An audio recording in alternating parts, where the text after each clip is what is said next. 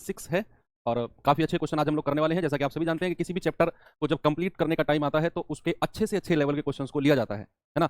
तो आज की क्लास और एक कल क्लास होगी, कल हम प्रॉफिट लॉस को एंड कर रहे होंगे और परसों से हम अपना डिस्काउंट शुरू करेंगे। 2 क्लास डिस्काउंट के लिए मुझे चाहिए। डिस्काउंट बहुत छोटा सा, प्रॉफिट लॉस का ही पार्ट है, वो छोटा सा पार्ट है। तो 7 क्लास हमारी प्रॉफिट लॉस की हो जाएंगी, आज छठी है ना, तो 7 और 2 क्लास हमारे डिस्काउंट की, तो 9 क्लास ही मैंने रखी थी प्रॉफिट लॉस डिस्काउंट की। बड़े बड़े चैप्टर है ना दोनों, इसलिए 8 क्लास शायद हमारी परसेंटेज में हुई थी और 9 क्लास हमारी प्रॉफिट एंड लॉस में। अब इसके बाद में हम शुरू करेंगे अपना जो नंबर सिस्टम चैप्टर है डिस्काउंट के बाद में, और मजा आएगा, बहुत मजा आने वाला है, क्योंकि उधर लैंग्वेज कम होती है सवालों की और सवालों के ना अच्छे होते हैं, मतलब सवाल वहाँ आपको ज़्यादा कैलकुलेशन नहीं करनी होती है एडवांस में, मतलब नंबर सिस्टम में आपको तरीके आने चाहिए सवालों करने के, और फिर तरीके हैं तो सवाल हो जाएगा। यहाँ आपको कैलकुलेशन वगैरह बहुत सारी चीज़ें करनी होती है अर्थमेटिक में, तो इसलिए थोड़ा सा टिपिकल लग सकता है आपको, लेकिन जिस तरीके से आप लोग पढ़ रहे हैं ना तो शायद आपको कोई टिपिकल नहीं लगेंगे क्वेश्चन, क्योंकि मैं हमेशा कहता हूँ कि मेरी क्लास का रिवीजन आप अगर नहीं करोगे तो क्लास में तो आपको समझ में आएगा कि गुरुजी जब आप समझाते हैं सर, जब आप समझाते हैं समझ में आ जाता है, वेल एंड गुड, कोई दिक्कत नहीं है सर, दिमाग में सीधे उतरता है, लेकिन क्लास के बाद जब हम खुद देखते हैं सवालों को तो हमसे नहीं होते हैं। रीजन है आपका रिवीजन, आप क्लास का रिवीजन बार बार करेंगे, वर्कशीट का रिवीजन करेंगे, फिर आप खुद से करने की कोशिश करेंगे तो सवाल आपसे जरूर होंगे। ठीक है, एक बार क्लास देखने से अगर चीजें आती तो फिर 2 महीने में मैथ दिमाग में अंदर और बटे में से बटे, फिर मैथ को मैथ ही क्यों बोलते, इतना अच्छा सब्जेक्ट क्यों बोलते हैं फिर मैथ को, आप खुद बताओ। 2 महीने में अगर दिमाग के अंदर एक ही बार पढ़ने से मैथ अगर होता तो मैथ तो बहुत सारा टाइम और बहुत सारा रिवीजन आपका मांगता है। मैं तो आपको 2 महीने में 2.5 महीने में सिलेबस कंप्लीट करा के चला जाऊंगा, लेकिन आप उस 2-2.5 महीने में कितना सीखोगे और उस चीज को कितना अपने अंदर एक्सप्लोर करोगे, वो चीज मैटर करती है बच्चे। जब मैंने खुद ने मैथ पढ़ा था तो आपको क्या लगता है कि जो मैं मैथ आपको खड़ा होकर पढ़ा रहा हूँ, क्या मैंने कई कई साल मैथ पढ़ा था अपने टीचर से? ये लगता है आपको मैंने 2 साल 3 साल मैथ पढ़ा था? 3 साल तो मुझे ये लगा लो 2018-17 में तो तैयारी शुरू करी थी मैंने भी 2.5 महीने ही कोर्स कंप्लीट किया था। उसके बाद में अपनी स्किल्स के ऊपर प्रैक्टिस प्रैक्टिस प्रैक्टिस, तब जाकर मेरा मैथ यहाँ तक पहुंचा। 2.5 महीने ही सबको टाइम मिलता है, फिर उसके बाद कौन कितना काम करता है वो आपका सिलेक्शन डिसाइड करता है। चलिए भाई करें स्टार्ट। कल एक होमवर्क तो नहीं, मतलब क्लास बीच में रुक गई थी, थोड़ा सा टेक्निकल इशू की वजह से ऑलमोस्ट खत्म ही होने वाली थी, मतलब 1 मिनट बाद मैं खत्म ही करने वाला था, लेकिन 1 मिनट पहले ही खत्म हो गई। कोई बात नहीं, सवाल को ना फिर से शुरू कर लेते हैं, फिर इसके बाद में अपना नया टाइप है इसी का ही। अभी तक हम कौन सा टाइप पढ़ रहे थे कि जब हमारा कॉस्ट प्राइस इक्वल हो, जब हमारा कॉस्ट प्राइस इक्वल हो, उसका ये लास्ट क्वेश्चन है। फिर जब पढ़ेंगे कि जब कॉस्ट प्राइस इक्वल ना हो। देखो, एक व्यक्ति ने 3,000 प्रत्येक के हिसाब से 2 साइकिल खरीदी, एक साइकिल को 10% के लाभ पर बेचता है, उसे दूसरी साइकिल को कितने परसेंट के लाभ पर बेचना चाहिए, कुल मिलाकर 20% का लाभ हो। ऑलमोस्ट ये क्वेश्चन शायद हम कल कर चुके थे, चलो फिर भी देख लेते हैं। मैंने कहा था कि मान लो 100 रुपए उनका कॉस्ट प्राइस है, इक्वल है ना भाई। उसने कहा प्रत्येक 3,000 है, मैं नहीं मानता 3,000, मैं 100 मान लेता हूँ कि 100 दोनों का कॉस्ट प्राइस है, पहले का भी दूसरे का भी। उसने प्रत्येक वर्ड यूज किया है ना बच्चे, तो प्रत्येक वर्ड यूज करके वो कहना चाह रहा है कि भैया उनका जो कॉस्ट प्राइस है ना वो इक्वल है। तो चलो, अब पहले को कह रहा है कि 10% के लाभ पर, जरा इसका 10% निकालना भाई। इसका 10% कितना होगा, 10 ही होगा। और कह रहा है कि दूसरी साइकिल को कितने परसेंट के लाभ पर बेचे ताकि कुल मिलाकर 20% का लाभ हो। बच्चे कुल मिलाकर कॉस्ट प्राइस कितना है, 200, और कुल मिलाकर 20% का लाभ क्या कहता है, यानी कि 200 का 20% कितना होता है। देखो 10% 20% को भी अगर आप सोचोगे ना कैसे निकालें तो फिर कहीं ना कहीं गड़बड़ है। जैसे ही आपने 200 देखा और इसका 20% है, तो बच्चे इसका 10% कितना होता है, 20, तो 20% कितना हो जाएगा, 40 होगा। ठीक है, अब आप सामने देखो कि भाई 10 रुपए का लाभ तो उसने यहां कमा लिया और टोटल पर उसे 40% का लाभ चाहिए, तो क्या 30 रुपए का लाभ उसे यहां कमाना होगा, तभी तो 30 और 10 मिलकर 40 बनेगा। भाई वो यही तो कह रहा है कि दूसरी साइकिल को कितने प्रतिशत लाभ पर बेचे ताकि कुल मिलाकर 20% का लाभ हो, है ना। कि पहले पर 10 का हो गया और कुल मिलाकर 40 का होना चाहिए, तो भैया यहाँ 30 का करना पड़ेगा लाभ, और परसेंट में निकालना है तो 30 बटे और ये वाला 100 और इंटू 100। आपका आंसर कितना आ जाएगा, 30%। और ऑप्शन नंबर सी आपका करेक्ट जवाब है। ठीक है, ओके। चलो, ये था कल का जो छूट गया था थोड़ा सा टेक्निकल इशू की वजह से। अब आ जाते हैं इसी के ही नेक्स्ट टाइप। ये टाइप नहीं है, मतलब जो टाइप चल रहा है ना उसका एक नेक्स्ट पार्ट बोल सकते हो, उसी टाइप का नेक्स्ट पार्ट, इसीलिए मैंने यहाँ टाइप नहीं लिखा। तो उसी टाइप का एक नेक्स्ट पार्ट है कि जब हमारा क्रय मूल्य, क्या भाई, जब हमारा क्रय मूल्य समान ना हो, क्रय मूल्य समान ना हो। अभी तक हमने क्या पढ़ा था कि जब हमारा कॉस्ट प्राइस इक्वल होता है, तो हम 100 मान रहे थे, है ना। अब आता है कि जब कॉस्ट प्राइस ही इक्वल ना हो तब क्या करें उस केस में। चलिए देखते हैं जरा सवालों को, एक बार बच्चे सवाल को पढ़ेंगे इसे जरा। क्या है सवाल, कि 2 वस्तुओं ए और बी का क्रय मूल्य 4-5 के अनुपात में है। इन वस्तुओं को बेचते समय दुकानदार को वस्तु ए पर 10%, वस्तु बी पर 20% का लाभ होता है और उसके विक्रय मूल्य में अंतर है 480। वस्तु बी और ए के क्रय मूल्य में क्या अंतर होगा। बड़ा अच्छा क्वेश्चन है, बहुत ही अच्छा क्वेश्चन है। देखो,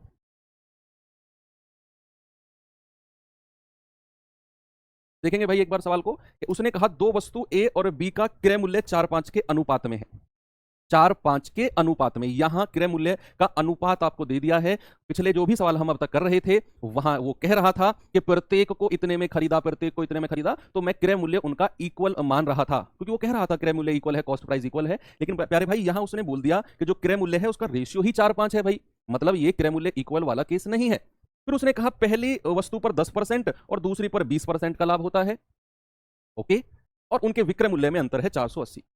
2 बार 3 बार सवाल को पढ़ेंगे ना, मैं गारंटी से कहता हूं कि आपको एक रास्ता मिल जाएगा कि हाँ ये ऐसे करना है। देखो कैसे भाई, उनके कॉस्ट प्राइस का क्या रेशियो दिया है ए और बी का, आप कहेंगे सर ये दिया है 4:5, 4:5। अब सवाल ने कहा है कि भैया पहले पर 10% लाभ, दूसरे पर 20% लाभ, ये बोला है ना। क्या मैं ये कह सकता हूं कि भाई दो दो जीरो लगा दो, क्योंकि आगे मुझे इनका परसेंट निकालना है, इसका 10% लाभ निकालना है और इसका 20% लाभ निकालना है। तो लाभ निकालने के लिए रेशियो वाली वैल्यू में दो दो जीरो लगा देते हैं, ये मैंने परसेंट में आपको बताया था, है ना, ताकि मेरे जो जब मैं परसेंट निकाल रहा हूँ ना तो डेसिमल में ना आए। जैसे 4-5 रेशियो था तो मैंने 400 और 500 मान लिया, कोई फर्क नहीं पड़ेगा, बस मैं डेसिमल से बच जाऊंगा, है ना। अब जरा बताना, मैंने मान लिया कि कॉस्ट प्राइस 400 है और दूसरे का कॉस्ट प्राइस है 500। अब बच्चे यहाँ 10% का लाभ हो रहा है, तो जरा 400 का 10% बताना, 40 रुपया, तो सेलिंग प्राइस कितना हो जाएगा, 440। जरा यहाँ 20% बताना, 100 रुपया, भाई 500 का 20% कितना होता है 100, तो सेलिंग प्राइस कितना हो जाएगा 600, कितना हो जाएगा 600। अब यहां दोनों के सेलिंग प्राइस का डिफरेंस कितना है 160, है ना भाई, 440 और 600 का अंतर, और सवाल ने क्या बोला कि भैया उनके विक्रय मूल्य का अंतर 480 है। तो प्यारे भाई क्या मैं ये कह सकता हूं कि 160 यूनिट का मान जो होगा वो 480 रुपए होगा, तो 1 यूनिट का मान कितना होगा 480 बटे 160, 16×3 = 48, 1 यूनिट का मान होगा 3 रुपया। और सवाल में आपसे क्या बोला है, सवाल में आपसे बोला है बी और ए के कॉस्ट प्राइस में डिफरेंस, बी और ए के 400 और 500 के कॉस्ट प्राइस में क्या डिफरेंस है, 400 और 500 के, इंग्लिश में ठीक कर लो कोई बात नहीं, 5-4 कर लो, 5-4 कर लो। तो बी और ए के कॉस्ट प्राइस का क्या डिफरेंस है 100 यूनिट, 1 यूनिट का मान 300, सॉरी 3, तो भाई 100 यूनिट का मान कितना हो जाएगा, 100 यूनिट का मान हो जाएगा 3 × 100, दैट इज 300, और यही आपका आंसर है। ओके मैंने क्या बोला, उनके कॉस्ट प्राइस का रेशियो 4-5 दिया था, मैंने 2-2 जीरो लगा दी, क्यों लगा दी सर, क्योंकि भाई हमें आगे इनका प्रॉफिट निकालना था, कितना कितना 10% और 20% का प्रॉफिट निकालना था। ओके तो मैंने इसका 10% निकाला 40 रुपए का प्रॉफिट, इसका 20% निकाला 100 रुपए का, तो विक्रय मूल्य कितना हो गया 440 और 600, विक्रय मूल्य का डिफरेंस कितना है 160, और सवाल कहता है 480, 1 यूनिट का मान आ गया 3, तो कह रहा है क्रय मूल्य का अंतर, क्रय मूल्य का अंतर कितना है भैया 400-500 का, 100 यूनिट है, तो 100 का मान हो जाएगा 300 रुपया, ऑप्शन नंबर बी आपका सही है। ओके चलो अगले सवाल पे चलते हैं थोड़ा सा। अभी हम पढ़ रहे हैं पता है कौन सा टाइप, जहां वस्तुओं का क्रय मूल्य यानी कि कॉस्ट प्राइस इक्वल नहीं है ना। देखो इसमें भी ऐसा ही है, एक बार पढ़ेंगे जरा सवाल को, यहां भी कॉस्ट प्राइस इक्वल नहीं है। सवाल कहता है Anil purchase 2 article A and B, total cost 10,000, total cost 10,000 है, टोटल है, अब नहीं पता पहले वाला कितने का होगा दूसरा कितने का। तो उसने कहा ना अनिल ने 10,000 की कुल कीमत पर 2 वस्तुएं खरीदी, कुल कीमत पर। अब हम ये नहीं कह सकते हैं कि पहली वस्तु 5,000 की खरीदी होगी तो दूसरी भी 5,000 की। आप में से बहुत सारे बच्चे ऐसा सोचोगे कि सर अनिल ने अगर 10,000 की कुल कीमत पर 2 वस्तु खरीदी है तो 5-5 हज़ार की होंगी, क्यों भाई 7,000 और 3,000 की भी तो हो सकती है, 8,000 2,000 की भी तो हो सकती है, 9,000 और 1,000 की भी तो हो सकती है, 5,000 4,000 की भी तो हो सकती है। जरूरी थोड़ी है कि आप 10,000 की कुल कीमत पर 2 वस्तुएं खरीदी है तो 5-5 हज़ार की ही होंगी, नहीं मान सकते ना ऐसे। तो यहां भी केस कौन सा बन जाएगा कि जब कॉस्ट प्राइस इक्वल नहीं है। अब कह रहा है कि उसने वस्तु ए को 15% के लाभ पर और वस्तु बी को 10% की हानि पर बेचा है, पूरे सौदे में उसे ना तो लाभ हुआ और ना ही कोई नुकसान हुआ, तो वस्तु ए का विक्रय मूल्य पता लगाएं। तो वस्तु ए का विक्रय मूल्य, ये बहुत अच्छा सवाल है, एक बार आप खुद से पढ़ो, फिर मैं आपको इसे ना 2 तरीके से कराता हूं, दोनों तरीके से कराऊंगा। इसमें मैं एलिगेशन मेथड भी आपको बताऊंगा, क्योंकि इस टाइप के सवाल में एलिगेशन मेथड बेस्ट होता है। इस टाइप के सवालों में मैं बिना एलिगेशन के भी कराऊंगा, वो भी बेस्ट लगेगा आपको, दोनों बेस्ट लगेंगे आपको।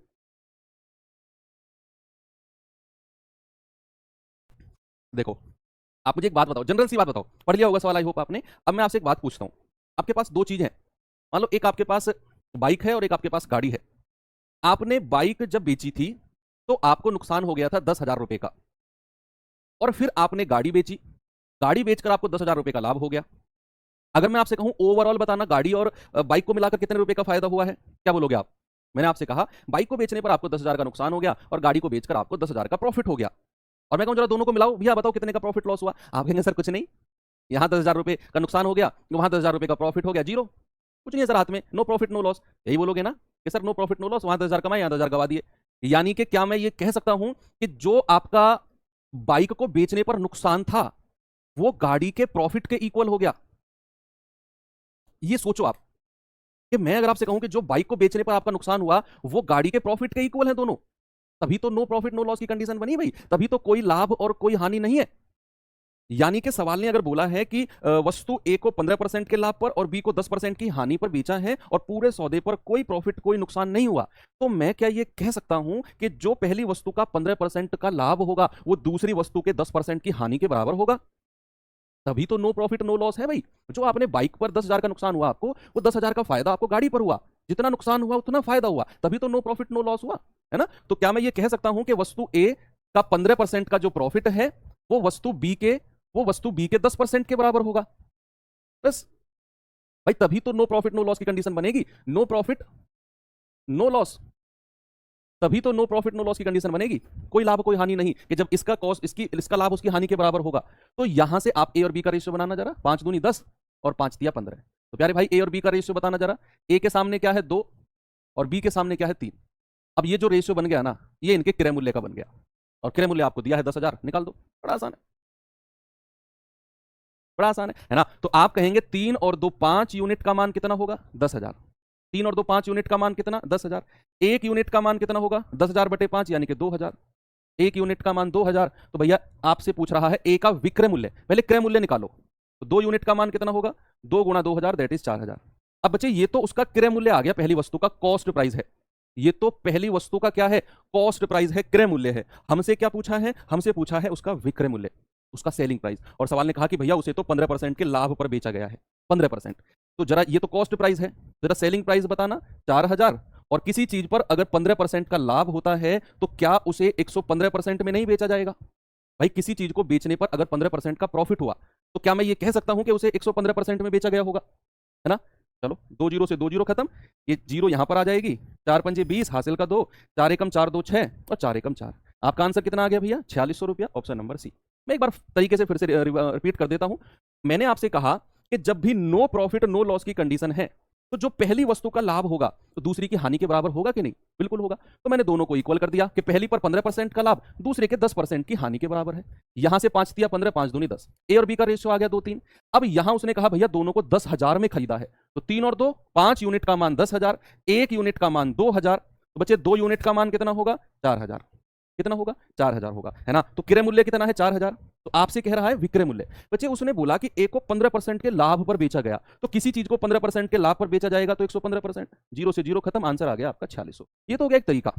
अब मैं आपको एलिगेशन तरीका बताता हूं। इसमें एलिगेशन तरीका क्या होगा, एलिगेशन तरीका इसमें क्या हो सकता है जरा देखते हैं।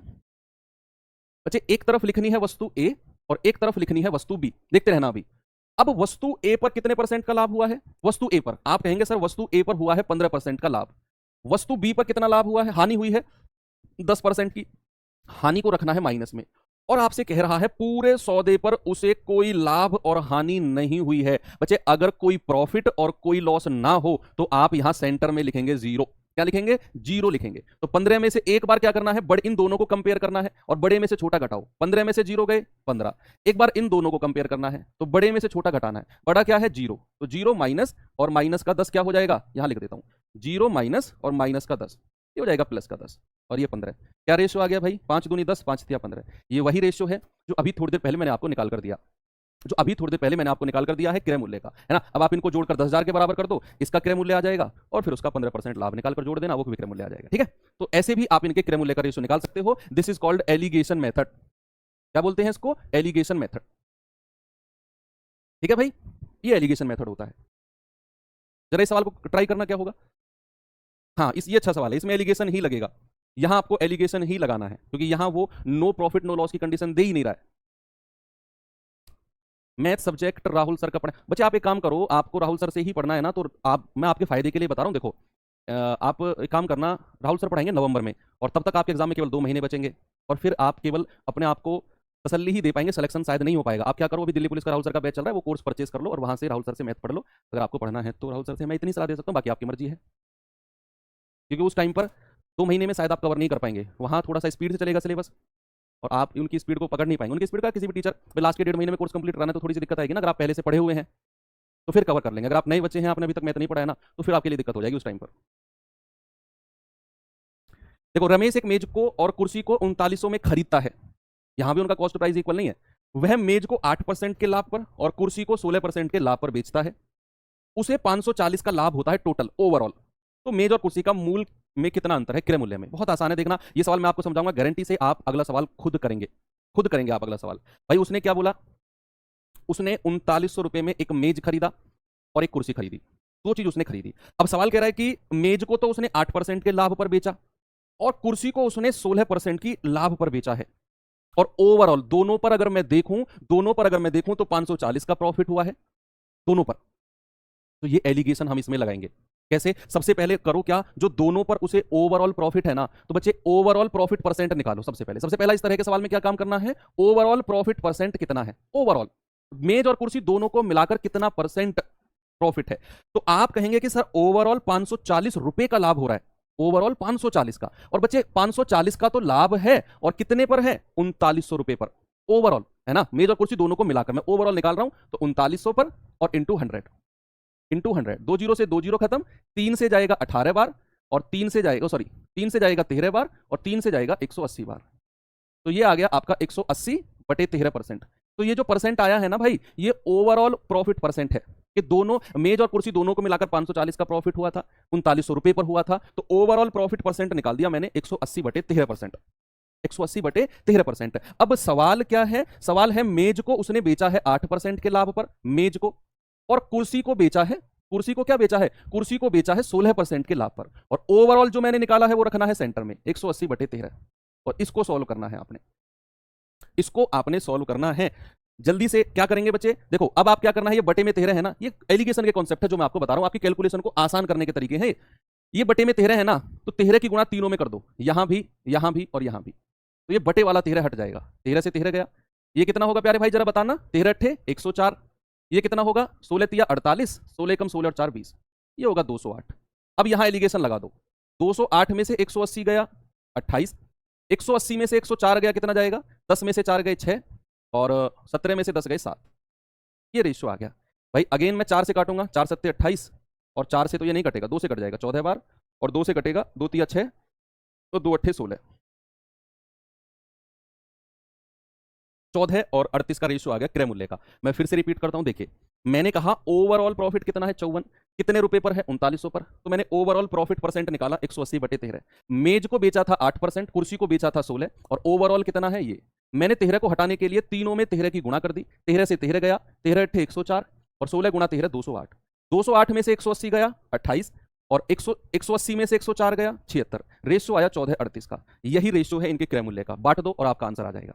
100% आपका आंसर आना है भैया। क्या कहा उसने, ये आ गया 38 और 14 कितना होता है बच्चे, ये होता है 52, है ना, 38 प्लस 14, और इसकी वैल्यू कितनी है 3900।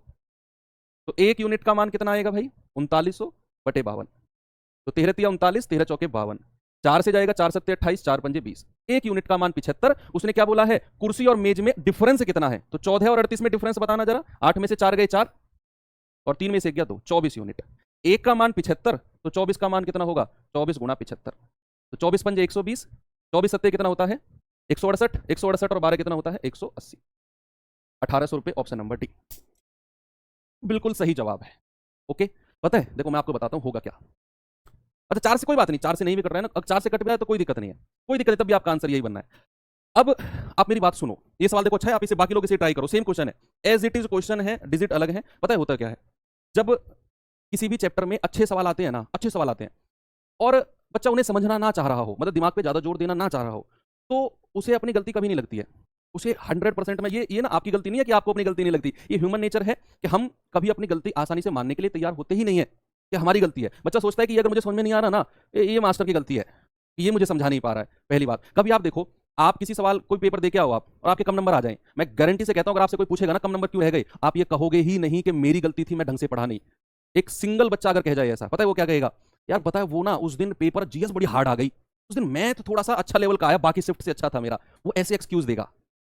फिर कहेगा यार लास्ट के दिनों में पता है क्या हुआ था, लास्ट के दिनों में ना वो बीमार पड़ गया था मैं, वो ऐसे एक्सक्यूज लगाएगा, वो कभी नहीं कहेगा कि मैं पढ़ाई नहीं इसलिए मेरा नंबर नहीं आया। ये ह्यूमन नेचर होता है, this is called human nature. जिस दिन आप अपनी गलती को एक्सेप्ट करना सीख जाओगे ना, ये मान लेना उस दिन आप सही रास्ते पे चल रहे हो। अपनी गलती को एक्सेप्ट करने का मतलब है आपके अंदर जो एक और व्यक्ति बैठा है ना, आप उसके गाल पे चाटा मार रहे हो, ढंग से रह ले, तमीज में, मुझे सही से चलने दे। आपके अंदर का व्यक्ति आपको ढंग से नहीं चलने देता है कभी कभी। ए ने कुल 900 रुपए में एक बैग और एक बोतल खरीदी एक बैग और एक बोतल खरीदी, पानी की बोतल रही होगी, पानी की बोतल रही होगी। उसने बोतल को 12% के लाभ पर और बैग को 20% के लाभ पर बेच दिया। यदि उसने कुल 160.8 के लाभ पर अर्जित किया हो तो बोतल का क्रय मूल्य क्या होगा। मैं बताऊं क्यों, ऐसा क्यों मैंने बोला। एक मेरा दोस्त था, दिल्ली पुलिस, अब से 3-4 साल पहले बात है, दिल्ली पुलिस, इससे पहले वाला दिल्ली पुलिस था, उसका फिजिकल था। जब अभी 2 साल पहले दिल्ली पुलिस ने जब एग्जाम से पहले फिजिकल कराया था, तो फिजिकल देने मैं उसके साथ गया, मैं और एक मेरा दोस्त थे। तो वो अंदर घुस गया, मैं वो दोस्त कहने लगा कि सुबह सुबह पहुंचे थे हम 4 बजे, पूरी रात चले थे हम, ये मेरठ की बात है। तो मैंने उससे कहा, मैंने कहा चल भाई, वो कह रहा चल यार कुछ खा लें, ये भी से टाइम लग जाएगा, दिल्ली पुलिस एग्जाम वो फिजिकल देने गया ना, टाइम लग जाएगा, शाम तक आएगा। मैंने कहा 1 घंटे में आएगा बाहर, 15 मिनट में आ जाएगा। मैंने कहा कह रहे कैसे कैसे आ जाएगा, मैंने कहा मैं जानता हूँ इसे 15-20 मिनट में आ जाएगा। अब वो आता है 15-20 मिनट में दौड़ा दौड़ा, पता है क्या बोलता है आके, यार मैंने रनिंग तो पूरी कर दी थी, पर जो मेरा ग्राउंड था ना वो 300 मीटर ज्यादा था। उससे वो कह रहा है उससे कि जो मेरा ग्राउंड था ना वो मतलब 1600 मीटर नहीं था, वो 1900 मीटर का ग्राउंड था, इसलिए मैं 300 मीटर से रह गया पीछे। बताओ ये कोई बात थी, ये विश्वास करने लायक बात थी, नहीं थी? देखो यहां पर उसने कहा टोटल 900 में एक बैग और बोतल खरीदी, बैग को 12% के लाभ पर और बोतल को 12%, बैग को 20%, और कुल मिलाकर 160.8 रुपए का लाभ हुआ। मैंने आपसे कहा ओवरऑल प्रॉफिट परसेंट निकालो, ओवरऑल ओवरऑल प्रॉफिट परसेंट कितना है, 160.8 का, और कितने पर, 900 पर, कितने पर, 900 पर, बटे 900 और इंटू 100। देखो 2 जीरो से 2 जीरो खत्म, ये पॉइंट हटेगा, 1 जीरो आ जाएगी, 3 से कटेगा 3 तिया 9, 3 पंजे 15, 1 3 तिया 9, 3 छिंग 18, तो ये आ जाएगा 536 बटे 30%। कितना आ गया प्यारे भाई, 536, क्या कर दिया, 536 बटे 30%, ये आ जाएगा ओवरऑल। ओवरऑल प्रॉफिट परसेंट कितना आ गया, 536 बटे 30%। अब क्या बोला उसने, उसने कहा एक तरफ बॉटल रखो एक तरफ बैग रखो। बॉटल को कितने परसेंट लाभ पर बेचा है, 12%, और बैग को कितने परसेंट लाभ पर बेचा है, 20%, और ओवरऑल क्या हुआ है, 536 बटे 30। बच्चे जो ये 30 है ना नीचे, इसको हटाने के लिए 30 की गुणा तीनों में कर दो, तीनों में 30 की गुणा कर दो, हो गया सवाल नीचे रेशियो। आई होप आप सब लोग निकाल चुके होंगे, है ना? तो 30 से 30 गया, 12 तिया 36, 360 तो ये हो गया, और 3 दूनी 6 और 2 जीरो लास्ट में है। अब जरा मुझे बताना, 600 में से 536 जाएगा, 600 माइनस 536 तो आएगा 64, और 536 माइनस 360, देखो 6 में से 0 गए 6, 13 में से 6 गए 7, 4 में से 3 गया 1। इनका रेशियो ले लो, जो भी रेशियो आएगा उस रेशियो में आप आराम से कर लेंगे। कैसे भाई, 8 से काटेंगे, 8 8 64, और 8 दूनी 16, 8 एकम 8, 8 और 21 का रेशियो आ गया, हो गया, ठीक है? 8 और 21 का रेशियो है, आप जोड़ेंगे 21 और 8 कितना होता है, 29। कुछ गड़बड़ किया है क्या हमने, एक बार देखना भाई, कुछ काटा गलत है क्या हमने, क्योंकि ये रेशियो कटना चाहिए उससे। 160.8 बटे 900 इंटू 100, चलो देख लेते हैं। 9 से 3 तिया 9, 3 पंजे 15, 1 3 तिया 9 और 3 छिंग 18, 536 बटे 30% आ गया। 12 तिया 36, 360, 3 दूनी 6, 600, तो 600 माइनस 536, अरे सॉरी, सही तो है, 64 आएगा। और इधर हमने कितना डिवाइड किया है, 536 माइनस 360, 136 और 40, 176, ठीक बन रहा है।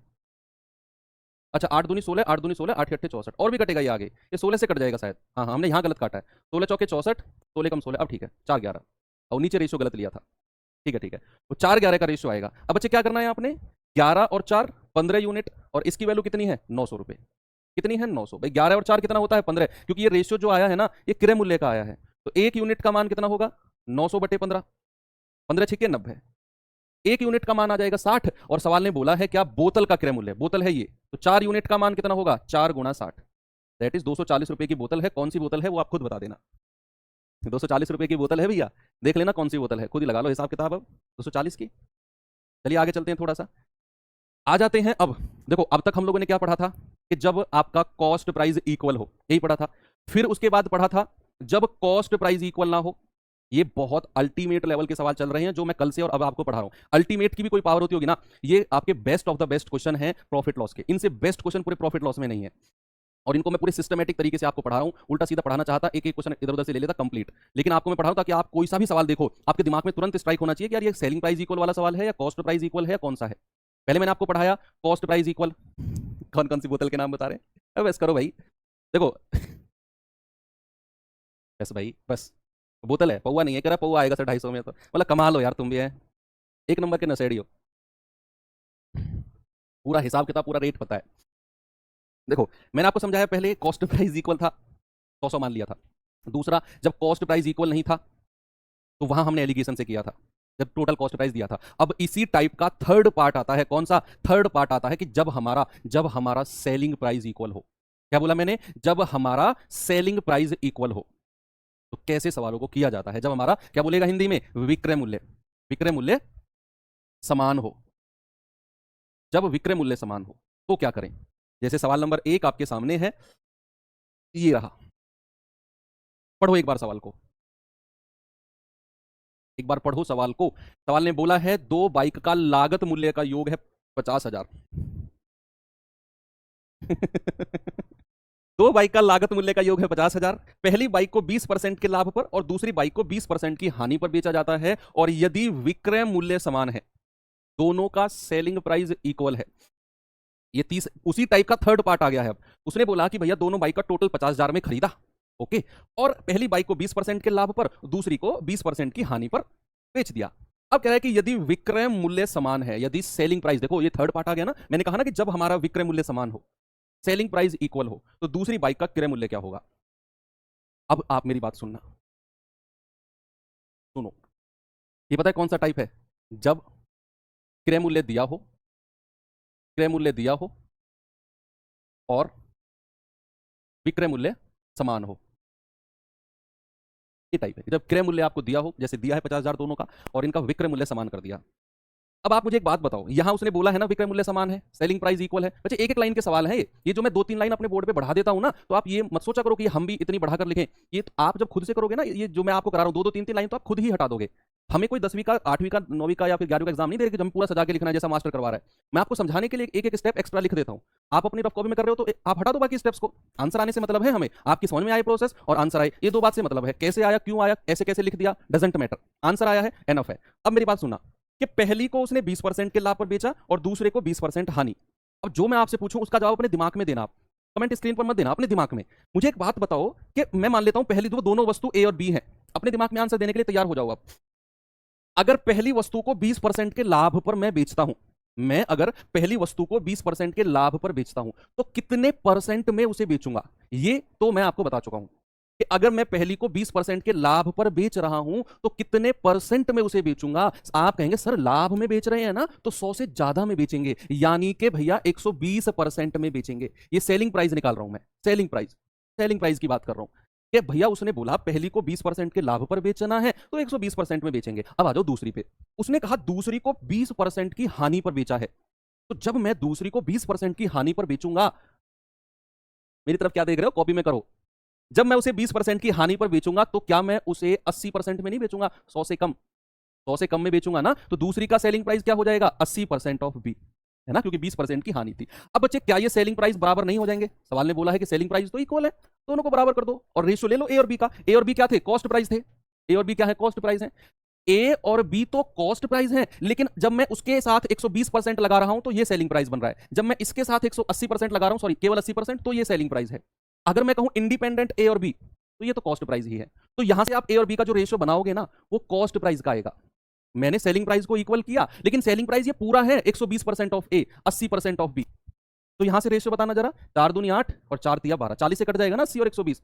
तो प्यारे भाई ए और बी का रेशियो क्या आ गया, ए के सामने 2 और बी के सामने 3, बस हो गया सवाल। ये इनके कॉस्ट प्राइस का रेशियो आ गया। अब बांट दो इसे 50,000 को। भाई आप कहेंगे 3 और 2, 5 यूनिट का मान कितना है, 50,000। एक यूनिट का मान कितना हो जाएगा, 5 से 5 कट जाएगा, 10,000 एक यूनिट का। आपसे क्या पूछा है, दूसरी बाइक का क्रय मूल्य, 3 यूनिट का मान पूछा है, तो 3 गुणा 10,000। आप कहेंगे सर 30,000 रुपया। पहली बाइक का पूछता तो 2 गुणा 10,000, ये आ जाती 20,000 की। यानी कि पहली बाइक 20,000 की, दूसरी 30,000 की। आपसे दूसरी बाइक पूछी है, ऑप्शन नंबर सी आपका सही जवाब होगा। ठीक है भाई, उसने दूसरी बाइक पूछी है, दूसरी बाइक क्या हो जाएगी आपकी, 30,000 रुपए की। गुड, बहुत अच्छे, ठीक है, वेरी गुड। बस क्या करना था, आपको पता चला सेलिंग प्राइस इक्वल है, तो बच्चे मैंने, उसने कहा पहली को 20% लाभ, 120% ऑफ ए, दूसरे को 20% की हानि, 80% ऑफ बी, दोनों को इक्वल कर दिया सेलिंग प्राइस को। बोला था उसने सेलिंग प्राइस समान है, ए और बी का रेशियो आ गया 2-3 का, जोड़कर 50,000 के इक्वल कर दिया, आंसर आ गया। कितना आसान है, अगला सवाल करेंगे ना खुद से। चलो, मुझे उम्मीद है कि आप लोग खुद से इस सवाल का आंसर मुझे बताएंगे। जल्दी से प्यारे भाई आंसर बता दो इसका। ये तो हो गया ना। हाँ हाँ हाँ हाँ। अच्छा सवाल वही है, इसने पहली बाइक का आंसर पूछ लिया इस बार। सेम क्वेश्चन है, पहली बाइक का क्रय मूल्य पूछ लिया। सेम क्वेश्चन है, सेम क्वेश्चन है, पहली बाइक का क्रय मूल्य क्या हो जाएगा, 20,000, ये निकाला था जो हमने, है ना, पहली बाइक का। ये 30,000 तो दूसरी बाइक का। अगले सवाल में क्वेश्चन सेम है, बस उसने पहली बाइक का क्रय मूल्य पूछा है, तो 20,000 हो जाएगा, सेम है। चलिए थोड़ा सा आगे चलते हैं, बताइए इसका आंसर क्या होगा, जल्दी से बताएंगे बच्चे।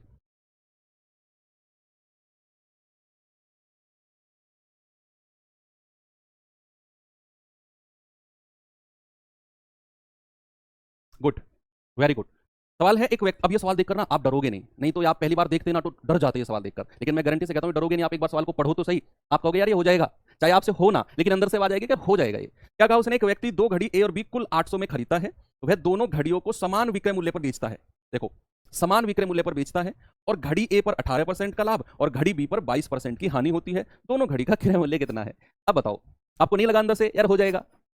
अजीब है यार, है ना? कर लोगे ना आप इसे? तो करके दिखाओ तो मुझे जल्दी से। आंसर आपको मैं देता हूँ, 2 मिनट देता हूँ भाई। अगर शिद्दत से पढ़ोगे ना तो सीख जाओगे, मैं सच बता रहा हूँ। ये बैच में से जो भी बच्चा जैसे मैं कह रहा हूँ ऐसे पढ़ के निकला ना, तो भाई कोई मुकाबले में खड़ा नहीं होगा उसके में, कोई भी। जब अक्टूबर नवंबर आएगा ना, उस टाइम पर मैं कह रहा हूँ बाकी बच्चे जब पढ़ना शुरू करेंगे ना नोटिफिकेशन पर, वो उस टाइम पर वो धूम काट रहा होगा सच में। मॉक टेस्ट में 101% उसका स्कोर टॉप 10 रैंक में आ रहा होगा। आप मेहनत तो करो, और तब देखना नवंबर दिसंबर में जब बाकी लोग पढ़ना शुरू करेंगे ना, आप लोग टॉप 10 टॉप 100 में आ रहे होगे उस टाइम पर। जो बच्चे कंटिन्यू पढ़ेंगे, इतने बच्चे पढ़ पाते हैं, बाकी तो भाई आप सब पढ़ जाओ टॉप में आप रहोगे, लेकिन सब पढ़ जाए वो पॉसिबल नहीं होता है। जल्दी से बताओ इस सवाल का आंसर क्या होगा? सिलेक्शन कंटिन्यूटी मांगता है। अभी सुना था ना वो, क्या नाम था उस लड़के का, अमित भैयानपुरिया था, क्या नाम था, 75 डेज चैलेंज जिसने किया था, 75 दिन तक एक ही रूटीन कंटिन्यू रखना, बहुत बड़ी बात है, बहुत बड़ी बात है। आप भी रख लेते हो 75 दिन का? या तो सर हम तो पिछले 20-22 साल से एक ही रूटीन को करते आ रहे हैं, रोज 8-9 बजे सो जाना, सुबह 6 बजे उठना। सर हम तो इतने पॉपुलर नहीं हुए, एक और रूटीन है सर हमारा, सुबह उठकर एक इतना बड़ा जग का चाय पिया, पी के दिखा दो सर कोई, हम पिछले 20 साल से पी रहे हैं या 15 साल से पी रहे हैं, हमें तो किसी ने पॉपुलर नहीं किया। 15 रोटी खा जाते हैं सर, रोज का काम है ये भी तो हमारा रूटीन ही कह लो सर। ऐसे ऐसे रूटीन है तुम्हारे। देखो उसने टोटल 800 रुपए की लागत से ए और बी टोटल को खरीदा है। अब सवाल कहता है दोनों घड़ियों को समान विक्रय मूल्य पर बेचा, यानी कि प्यारे भाई उनका जो सेलिंग प्राइस है ना वो इक्वल है। क्या है? उनका जो सेलिंग प्राइस है वो इक्वल है। अब सवाल ने बोला कि पहली घड़ी, मैं मान लेता हूं उनका कॉस्ट प्राइस है ना, ए और बी मान लेते हैं। अब सवाल कहता है ए को 18% के लाभ पर बेचा। अब जरा मुझे एक बात बताओ, मैं सेलिंग प्राइस की बात कर रहा हूं, जब ए को 18% के लाभ पर बेचेगा तो क्या उसका सेलिंग प्राइस 118% हो जाएगा? प्रॉफिट है ना। और जब दूसरे को 22% की हानि पर बेचेगा तो क्या उसका सेलिंग प्राइस 22 कम कर दो 100 में से, क्या उसका जो सेलिंग प्राइस होगा भाई वो आप ये कहोगे कि सर 78% होगा? 100 में से 22 घटा दिया मैंने, और दोनों का सेलिंग प्राइस कर दो इक्वल, दोनों का सेलिंग प्राइस कर दो इक्वल, बस हो गया। देखो परसेंट से परसेंट गया, 2 से जाएगा 39 बार, और 2 से जाएगा 2 पंजे 10, 2 नाम 18, 59 बार, है ना। तो यहां से ए और बी का रेशियो क्या आ गया? ए के सामने है 39 और बी के सामने है 59। ये पॉइंट में आएंगे आंसर, देखो ये आंसर हो सकता है पॉइंट्स में आए। तो आप कहेंगे कि सर 9 और 9 18, 5 3 8 और 1 9, 98 आ गया। ऑप्शन दशमलव में जाएगा ये तो श्योर है। तो 98 यूनिट का मान कितना है? 800, ठीक है। और एक यूनिट का मान कितना होगा? 800 बटे 98। आप किसी एक का मान आंसर निकाल दो, दूसरे का तो अपना आप आ जाएगा, ऑप्शन से लगा देंगे हम, किसी एक की वैल्यू निकाल दो भाई। एक यूनिट का मान इतना आ गया, किसका मान निकाले? 39 का निकाल दे क्या? 39 का कितना आएगा? 800 बटे 98 और गुणा 39। पहले वाले का कॉस्ट प्राइस निकाल दो, ऑप्शन से लगा देंगे, दूसरा का निकालने की जरूरत नहीं है, यहीं से आ जाएगा आंसर। बताएंगे जरा, देखो ये ऊपर गुणा कर लो पहले इनकी, कितना जाएगा? 0 0 तो ऐसे ही आएगा, 8 नाम 72 हासिल के साथ, 8 तिया 24, 24 और 7 31 और बटे 98।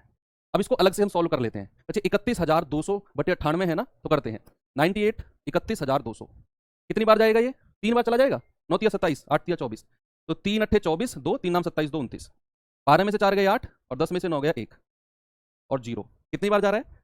2 बार चला जाएगा, 9 दूनी 18 नहीं, एक ही बार जाएगा, 98 टाइम्स कितना आ जाएगा? 82, फिर 0। अब 820 है, कितनी बार जाएगा? 8 बार जाएगा, लगभग 8 बार चला जाएगा लगभग, यानी कि जो मेरा आंसर आएगा ना वो ये आएगा 318.37। तो यही मेरा आंसर हो जाएगा। बात क्लियर हुई? देखो यहां मैंने रेशियो निकाला था ए और बी का 39:18, सामने देखना बच्चे। अब यहां से मैंने इनको जोड़ा तो 98 यूनिट का मान कितना है? 800, एक यूनिट का मान कितना है? 800 बटे 98 एक का, तो 39 यूनिट का मान कितना होगा ये? यानी कि मैं जो निकाल रहा हूं वो ए का कॉस्ट प्राइस निकाल रहा हूं, मैंने इन दोनों को गुणा किया, ये आया 31,200 बटे 98। अब मुझे इसको यहां डिवाइड करना था, तो मैं इसको डिवाइड करते गया तो मुझे यहां मिला 318 बार। तो एक ही ऑप्शन में है जिसमें ए की वैल्यू 318 है, ये रहा।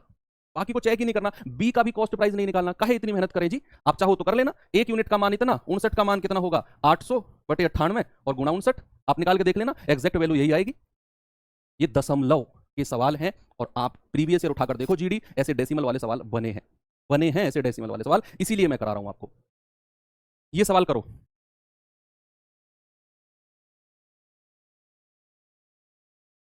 जल्दी से करेंगे बच्चे सवाल का आंसर, आसान है ये तो।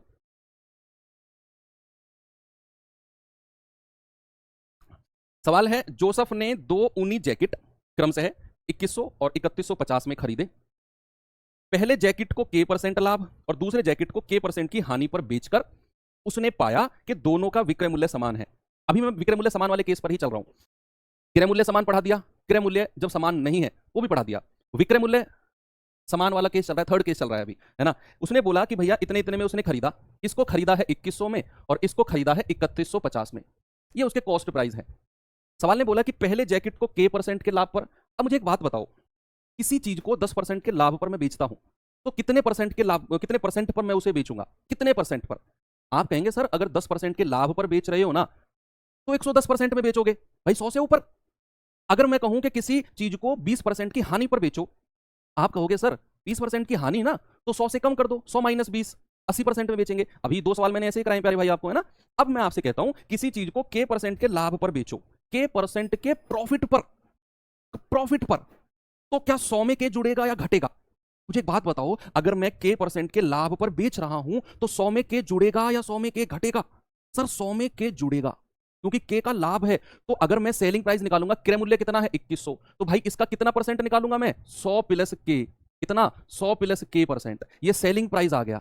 क्या बात क्लियर है तुम्हें, है ना, कि अगर K% का लाभ है तो 100 प्लस K% निकालो 2100 का क्रय मूल्य का। अब दूसरे में हुआ है उसे K% की हानि। बच्चे अगर K% की हानि है तो 100 में K घटाऊं या 100 में K जोड़ूं? सर 100 में से K घटाओ, इस बार क्या करो, 3150 गुणा 100 माइनस K%, और दोनों सेलिंग प्राइस को बराबर कर दो। उसने बोला है विक्रय मूल्य समान है, उसने बोला है क्या कि भैया उनका सेलिंग प्राइस इक्वल है।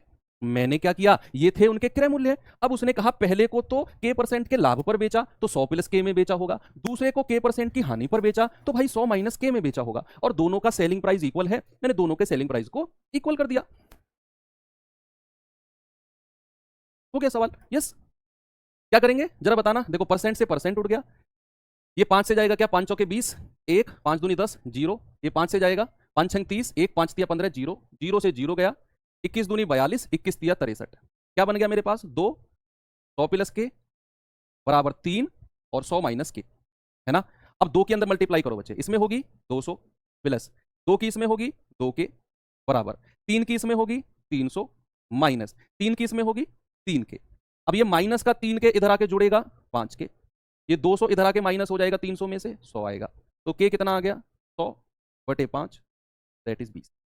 कितना आ गया के 20 आ गया। हो गया सवाल, ठीक है। क्या आ गया 20, बिल्कुल सही जवाब है ना। तो ये कौन से केस था, जब सेलिंग प्राइस इक्वल हो। तो बच्चे जितने भी क्वेश्चंस मैं आपको करा रहा हूं ना, अब जो पिछली क्लास में कराए थे और जो इसमें करा रहा हूं, ये मैं कहूं कि best of the best question है। इनका रिवीजन भी अगर आपको करना पड़े कई कई बार तो बिल्कुल भी मत शर्माना, बिल्कुल भी मत शर्माना रिवीजन करने के लिए, ठीक है।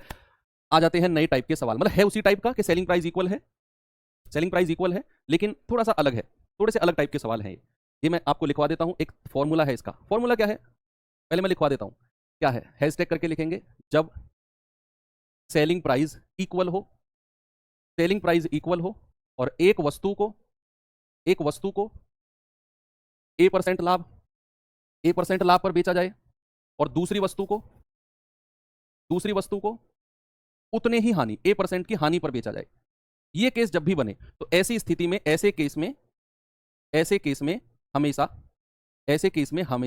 हानि होती है, ऐसे केस में हमेशा हानि होती है। और कितनी होगी, वो होगी A² बटे 100% की हानि, लॉस, जिसको इंग्लिश में क्या बोलेंगे, लॉस। ये स्टेटमेंट आपको लिख लीजिए आप।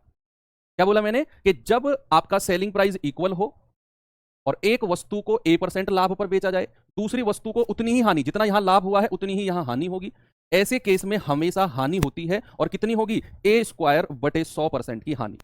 ये आपका डायरेक्ट आंसर है इस टाइप के सवालों में। आप इसे वैसे बिना डायरेक्ट इसके भी कर सकते हैं, है ना, वैसे भी आसान है ये। तो यहां पर मैं इसको हटाऊं, अब आप देखो यहां क्या कंडीशन हमारी फॉलो हो रही है, क्या हमारी कंडीशन फॉलो हो रही है। उसने कहा रितु ने 2 टीवी सेट, अब पता है ये कौन सा केस है, ये है जब कॉस्ट प्राइस ना दिया हो। अभी तक कॉस्ट प्राइस दे रहा था वो क्रय मूल्य और सेलिंग प्राइस इक्वल था, अब सेलिंग प्राइस दिया है और सेलिंग प्राइस इक्वल ही है। कि 2 टीवी सेट 4800 प्रत्येक में बेचे हैं।